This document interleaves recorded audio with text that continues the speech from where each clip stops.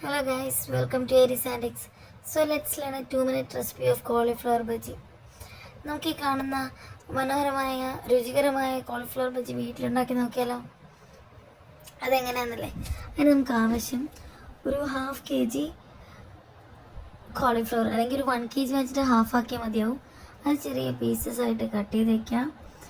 ഒരു 1/4 കിലോളം ഒരു 250 grams of കടലമാവ് എടുക്കുക. 1 സ്പൂൺ മുളക് പൊടി, ഒരു 1/2 സ്പൂൺ മഞ്ഞൾപ്പൊടി, സ്വല്പം കായപ്പൊടി, ആവശ്യത്തിനൊപ്പ്. അത് നമ്മുടെ ഇഷ്ടത്തിന് ആവശ്യത്തിനനുസരിച്ച്.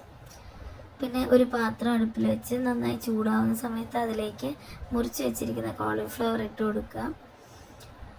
അതിലേക്ക് കുറച്ച് മഞ്ഞൾപ്പൊടിയും ഉപ്പും കൂടി ഇട്ട് കൊടുക്കുക. നന്നായിട്ട് തിളച്ച് വന്നു കഴിയുമ്പോൾ അത് വാങ്ങണം. ഇതിപ്പോൾ ചേർത്ത് ഇളക്കി കൊടുക്കണം.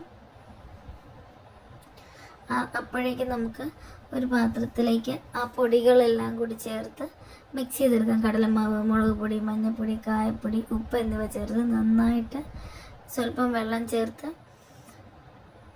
നന്നായിട്ട് കൂട്ടി യോജിപ്പിച്ച് ഈ ഒരു തിക്നെസ്സിൽ, ഈ വീഡിയോയിൽ കാണുന്നൊരു തിക്നെസ്സിൽ നമ്മളൊരു മാവ് ഉണ്ടാക്കണം.